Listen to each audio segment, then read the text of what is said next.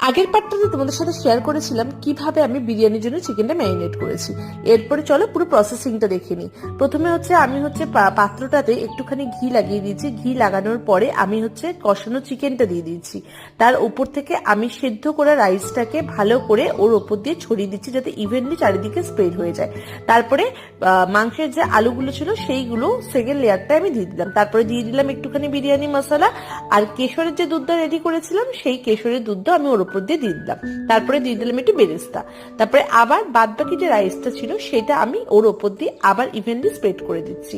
তার উপর দিয়ে আবার দিয়ে দিচ্ছি আমি একটুখানি বেরেস্তা, একটুখানি কেশর দুধ, তার সাথে একটুখানি অল্প করে বিরিয়ানি মশলা, আর তার সাথে দিয়ে দিচ্ছি একটুখানি গোলাপ জল। ব্যাস রেডি। আর তারপরে দিয়ে দিলাম সবার লাস্টে একটু ঘি দিয়ে আমি বসিয়ে দিলাম এটাকে আধা ঘন্টার মতো পুরো দমে।